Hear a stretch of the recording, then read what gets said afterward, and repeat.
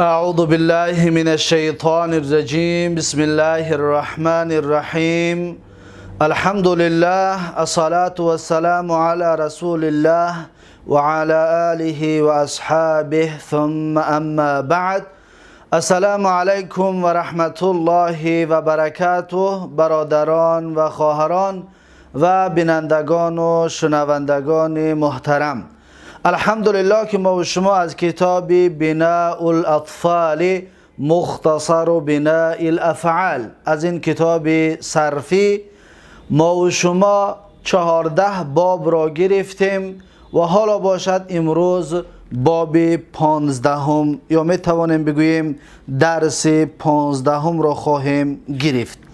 پس درس 15 ما و شما، هر کسی که این کتاب را دارد، در صفحه 11 در صفحه 11 صاحب کتاب میگوید که الباب الخامس عشر، یعنی که باب 15. چطوری که بنده اینجا همچنین این رو نوشته کردم که الباب الخامس عشر، باب 15 از 22 باب صرفی. لیکن این باب 15 چطوری که در گذشته ما و شما بارها تکرار کردیم و تقسیمات 22 باب را بیان کردیم که 22 باب به 4 قسم تقسیم می شود. 22 باب به 4 قسم تقسیم می شود. 6 باب اول را نامش ثلاثی مجرد است. ما و شما این 6 باب را گرفتیم. یکم باب نصر ینصرو، دوم باب ضرب یضربو، سوم باب فتح یفتحو، چهارم باب علم یعلمو، پنجم باب حسن یحسنو، ششم باب حسب یحسبو. این 6 باب ثلاثی مجرد رو ما و شما به آخر رساندیم. بعد از این 12 باب دیگری هست که اونها را نامشان ثلاثی مزید است، باب های ثلاثی مزید. پس ما و شما از باب های ثلاثی مزید 12 باب را گفتیم. این 12 باب به 3 قسم تقسیم می شود. این 12 باب به 3 قسم تقسیم می شود. 3 باب اول و 5 باب بعدینش و 4 باب بعد از اون. 3 با 5 8، با این 4 می شود 12. پس 12 به 3 قسم تقسیم که شد به این طریق می شود. پس ما این تقسیم را گفتیم به خاطر چی این کار را کردیم؟ به خاطر حرف کلمه. به خاطر حرف کلمه. پس در این یک حرف زیادتی هست، یک حرف زیاد است. در این باشد 2 حرف از حرفای اصلی زاید است. در این 4 باب باشد اگر 3 حرف در حرفای اصلیش زایده است، حرفای زیادتی است. پس ما و شما این 3 بابی که گفتیم یک حرفی زایده دارد، اینها را گرفتیم. یکمش باب افعل بود، دقت بتید، باب افعل یعنی باب هفتم افعل. دویم بابش باب فعل بود، فعل، باب فرح فعل. و سوم بابش باب فاعل بود، باب قاتل قاتل. پس در این 3 باب شما نظر بیندازید که در اینها ما و شما یک حرفی زایده داریم. مثلا در اینجا ببینید این یک حرف زایده است، اینا با تفصیل گرفتگی هستیم. در اینجا 2 عین است، یک عینش زایده است، یک حرف زیادی داریم. در اینجا این الف زیادی است. پس در این 3 باب ما و شما یک حرفی زیادی داریم، یک حرف زیاد است. اکنون در این باب 5 باب بعدینه ده ما و شما 2 حرفی زیادی داریم. چطوری که اینجا نوشتیم 2 حرفی زیادی. به مثل چی؟ به مثل مثلا این فعل یکم باب، این فعل باب یکم. و باب دویم افتعل این باب دویم است که 2 حرف زیادی دارد، افتعل. و باب سوم باشد احمر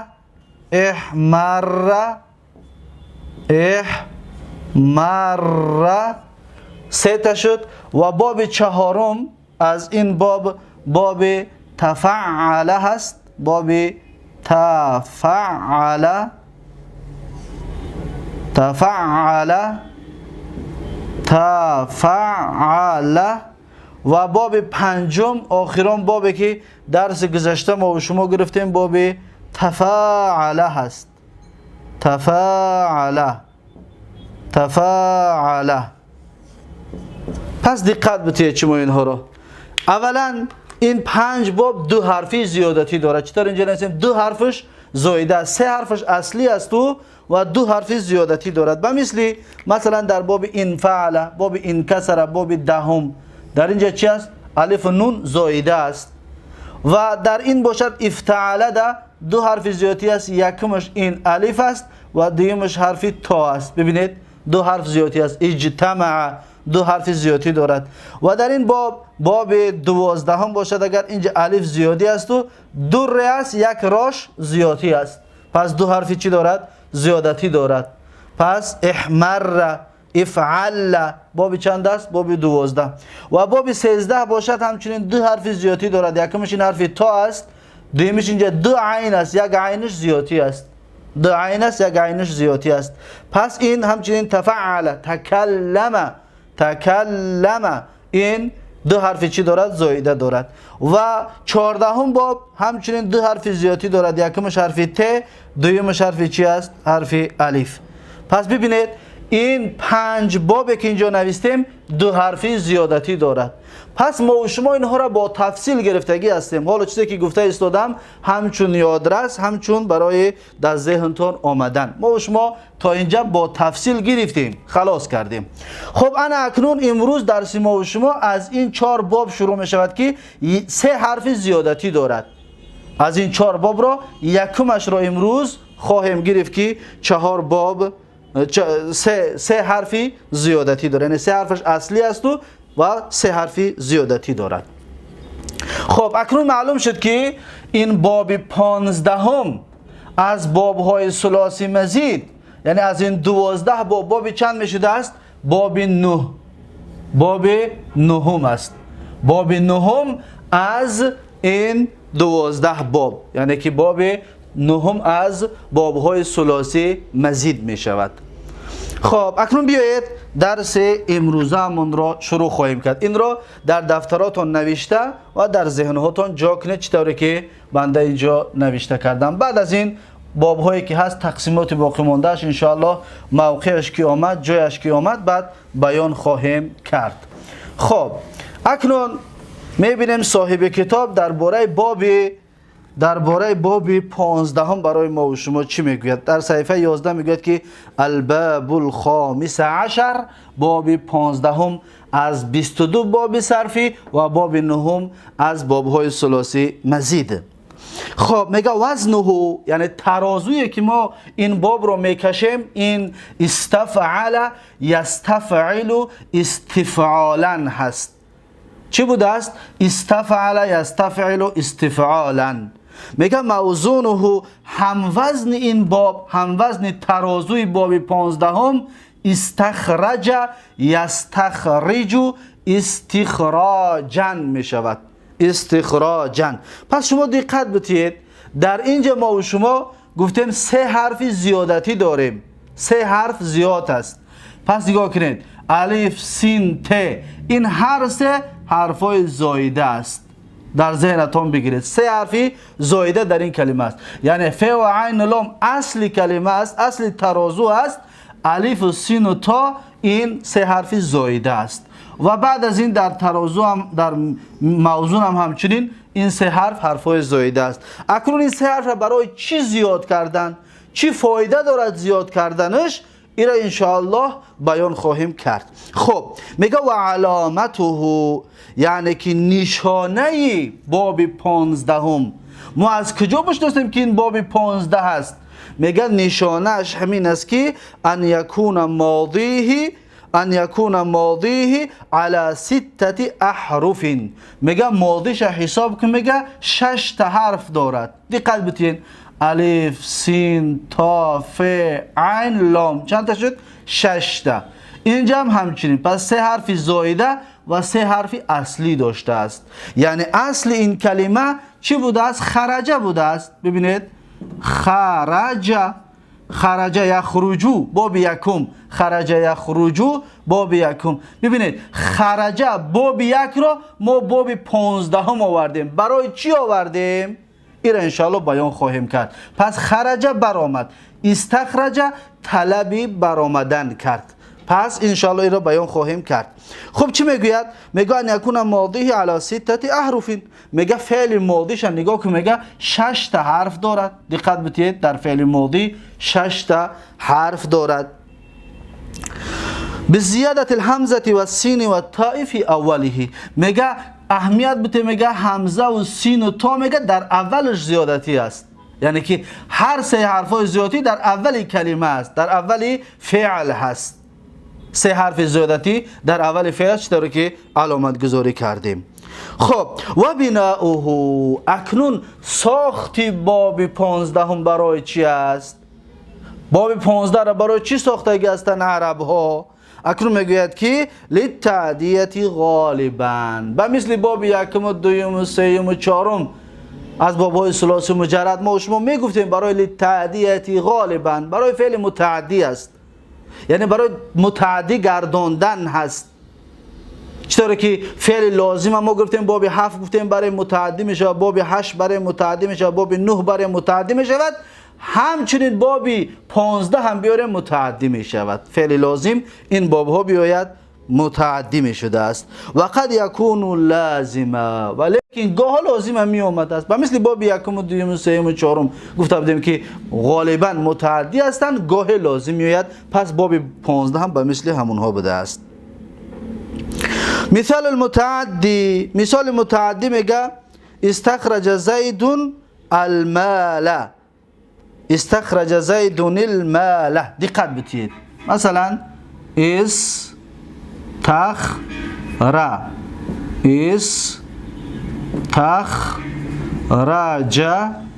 استخرج زید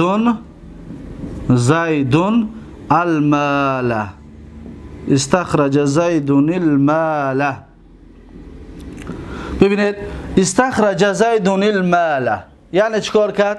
طلب برآمدن کرد زید مال را، یعنی که زید طلب کرد که مال برآورده شود، برآوردن مال. و مثال لازمی، اکنون میگه که و مثال لازم، و مثال لازم مانند استحجر الطین، استحجر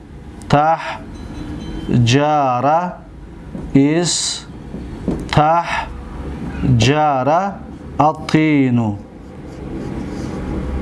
استحجر الطين، استحجر الطين یعنی که استحجر الطين، استحجر الطين یعنی چیش کرد؟ استحجر الطين یعنی که سنگشت خاک. طین این چرا میگن؟ لای، لای سنگشت یعنی که سخت گشت. پس استحجر سنگشت، سخت گشت، طین یعنی که لای، لای سخت گشتک. خب و یکثر لطلب الفعل، و بسیار وقت میگه برای طلب فعل است. چطوره که حالا ما و شما گفتیم که باب 15 همچنین برای طلب هست. پس در اینجا ما و شما میتونیم بگیم که استخرج زید المال یعنی که طلب برآمدن کرد زید مال را، یعنی زید طلب مال کرد، زید طلب مال کرد. استحجر الطین اینجا در میتونیم ما ایرا طلب بگوییم، برای طلب است. اینجا را ما میتونیم بگیم که استحجر الطین برای سیروره هست، برای از یک حالت به حالت دیگر گذشتن. چطوره که ما و شما بارها تکرار کردیم که هر یک باب 5 10 15 20 معنا دارد. یکی از معناهای باب 15 طلب است، با یکی از معناهای دیگرش سیروره هست. سیروره از یک حالت به حالت دیگر گرداندن، یعنی تین را، یعنی که لای را، لای وقتی که از حالت لایی به حالت سنگی میگردد پس میگه استحجره، یعنی از یک حالت به حالت دیگر گشت. اینا میگن سیروره، از حالت به حالت دیگر گذشتن یا که گرداندن. پس استحجر الطین برای سیروره است. این دویم معنای چی است؟ دویم معنای این باب است. اکنون میگه که و یکثر، میگه که غالبا و بسیار وقت لطلب الفعل برای طلب انجام دادن فعل می آید. مانند چی؟ مانند استغفر الله، استغفر الله، یعنی که طلب مغفرت میکنم الله را. صاحب کتاب همچنین میگه که ای اطلب المغفرت من الله تعالی. دقت بتید در اینجا میگه که استغفر الله، استغفر الله، استغفر الله، استغفر الله، استغفر الله، یعنی طلب مغفرت میکنم الله را. از الله طلب میکنم که مرا ببخشد. پس ما کلمه طلب را از کجا گرفتیم؟ از معنای باب، از الف سین و ت گفتیم برای طلب چی است؟ برای طلب فعل است. پس استغفر الله یعنی طلب مغفرت میکنم از الله تبارک و تعالی. از الله طلب میکنم که ببخشد. خب ببینید استغفر الله، پس اکنون طلب برای چی بوده است؟ برای طلب. برای خاطر میگه که لطلب الفعل نحو استغفر الله، استغفرن اطلب المغفرت من الله، یعنی طلب میکنم بخشش را از الله تبارک و تعالی. پس به معنای چی بوده است؟ به معنای طلب. پس در اینجا ما میتونیم بگیم که این برای متعدی گرداندن است، یعنی که خرجه فعل لازم است، خرجه فعل لازم است، یعنی خرجه برآمد. وقتی که ما باب 15 آوردیم خرجه فعل لازم مفعول به گرفت، متعدی شد. ببینید فاعل را گذاشت و مفعول به گرفت.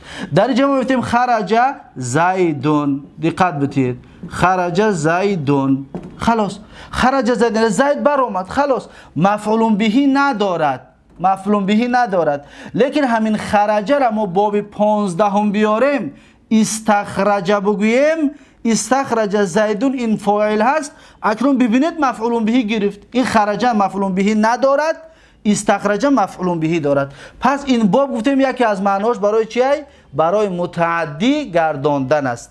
یعنی با این باب آوردن ما فعل لازمه متعدی گرداندیم، مفعول به گرفت. این برای متعدی بود. برای لازم گفتیم استهجرتینو، همچنین این فعل لازم است، لیکن گفتیم به معنای چی است؟ به معنای سیروره. یکی از معناهای باب 15 به معنای سیروره. استغفر الله مثال برای چی است؟ برای طلب فعل است، یعنی اطلب المغفرت من الله، یعنی طلب مغفرت میکنم از الله تبارک و تعالی. پس این بود درس امروزه ما و شما. دقت دادید خرجه فعل لازم و این بابش آوردیم شد چی؟ فعل متعدی. پس 4 باب برای متعدی گرداندن بوده است. اینها را در ذهنتون داشته باشید. باب 7، باب 8، باب 9، باب 15. 4 باب برای متعدی گرداندن فعل های لازم است. وقتی که اون باب بیاریم، این 4 باب بیاریم، فعل لازم را متعدی می شود. خب اکنون صاحب کتاب چی میگوید؟ میگوید که الاعراب. پس از این اعراب اینها را بیان کرده هستیم. استخرج فعل ماضی مبنی علی الفتح لا محل له من الاعراب، زید فاعل مرفوع علامت رفع الضمه الظاهره، المال مفعول به منصوب و علامت نصب الفتحه الظاهره. استهجر الطين، استهجر فعل ماضی مبنی علی الفتح لا محل له من الاعراب، الطين فاعل مرفوع علامت رفع الضمه الظاهره. این اعرابش است که اعراب این را اصلا در علم نحو میخونیم، لیکن بنده اینجا جا کردم و در این کتاب نوشتهش کرده هستم. خب اکنون معلوم شد که باب 15 هم برای چی بوده است؟ برای طلب فعل بوده است، برای طلب فعل و برای مفعول گرداندن، برای متعدی گرداندن فعل لازم. اکنون یک دو مثال دیگر می نویسیم از باب معلومات. یکم مثلا ببینید علم، علم، علم یعلم باب چند است؟ باب 4. اکنون باب 4 را ما اگر به مثل باب 15 بکنیم، در اولش الف سین و ت و بعد از این علمه عین و لام و میم نوشته کنیم، می شود استعلم، استعلم. ببینید علمه یعنی علم گرفت، علمه علم گرفت. استعلمه چی؟ استعلمه یعنی طلب علم کرد، استعلم ما گفتیم الف و سین و ت برای یکی از معناهاش برای طلب است. پس طلب علم کرد به معنای چی بوده است؟ به معنای طلب کردن علم. و مثل این دیگر مثال های دیگری که می شود که ما و شما در هر کلمه دیدیم در اولش الف و سین و ت است، یکی از معناهاش برای چی است؟ برای متعدی گرداندن و برای طلب. خب این بود درس 15 ما و شما از 22 باب صرفی و باب 9 از 12 باب ثلاثی مزید. اکنون بیایید از باب 15 اشتقاق های 12 گانه اش رو میبراریم کدامش هست و چی طور می آید. این یگان اشکال ندارد، آسان هست. از این حساب هر یک کسی که درس‌های گذشته را خوب فهمیده ای که باشد این را زود میتوند اشتقاق های 12 گانه اش رو ببرارد. مثلا فعل ماضی باب 15 استخرج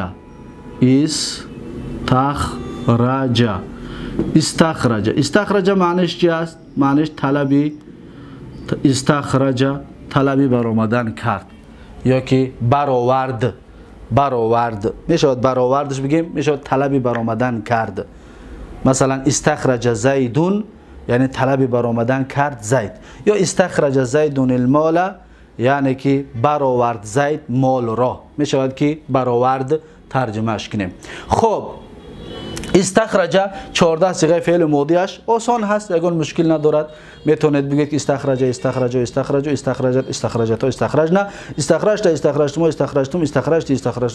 استخرجنا بعد مجهولش میکنید میشود استخرجو. همینطور 14 صیغهش رو شما خودتون بگویید در دفتراتون نوشته کنید. بعد از این فعل مضارع است که یستخرجو یعنی که چیکار میکند؟ طلب برآمدن میکند یا میبرارد. یستخرجو طلب برآمدن میکند یا میبرارد. پس این هم همچنین 14 صیغه‌اش یستخرجو تستخرجون یستخرجنا تستخرجون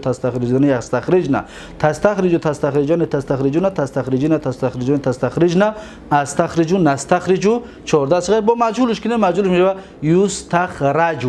یستخرجو مجهول و 14 صیغه مجهول رو بگه یستخرجون تستخرجون تا آخرش. خب اسم فاعلش چی میشود؟ مستخرجون. ببینید مستخرجون یعنی که یک کسی که طلبی برآمدن کرده است و 6 صیغه دارد. مستخرجون اسم مفعولش باشد چی است؟ مستخرجون. ببینید مستخرجون یک کسی که طلب برآمدن کرده شده است. مستخرجتون 6 صیغه دارد. فعل جهدش چی است؟ لم یستخرج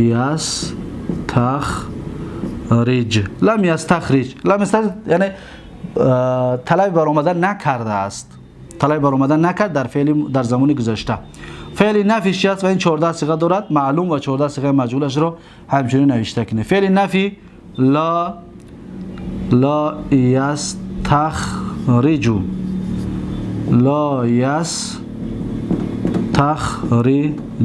لا یستخرجو یعنی طلب برآمدن نمیکند در زمان آینده. خب فعل امرش و این هم 14 صیغه معلوم و 14 صیغه مجهول دارد نوشته کنید. فعل امرش چی است؟ فعل امرش استخرج یعنی طلب برآمدن بکن. استخرج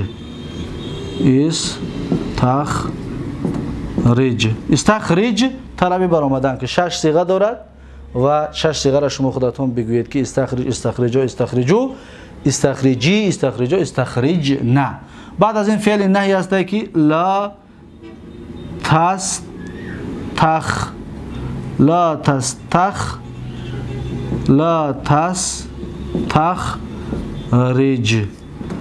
تستخرج یعنی طلب برآمدن نکن. این فعل چی است؟ فعل نهی است و این همچنین 14 صیغه 8 صیغه دارد معلوم و 14 صیغه دارد مجهول. این را شما خودتون در دفتراتون نوشته کنید. اسم زمان و مکانش به مثل چی است؟ اسم مفعول. اسم مفعول برای ما گفتیم که اون اسم مفعول اسم مشترک است بین اسم مفعول و اسم زمان و اسم مکان و مصدر میمی، همش به وزن مستخرجون می آید. یعنی که اسم مفعول، اسم زمان، اسم مکان، مصدر میمی مستخرجون می شود. بعد از این اسم آلت، این باب ثلاثی مزید است، اسم آلت ندارد و اسم تفضیل همچنین اسم تفضیل هم ندارد این باب، زیرا اینکه گفتیم اسم آلت و اسم تفضیل خاصی ثلاثی مجرد هست. پس این هست درس امروزه ما و شما، درس 15 یا باب 15 از 22 باب صرفی. با همین درس امروزه باب 15 به آخر رسید و تا درس آینده یک و یک شما را به الله تبارک و تعالی میسپارم. هر کجایی که باشید سلامت و موفق باشید. امیدوار هستم که از این درس ها فایده به دست آورده باشید. بارک الله فیکم و جزاکم الله خیرا و السلام علیکم و رحمت الله و برکاته.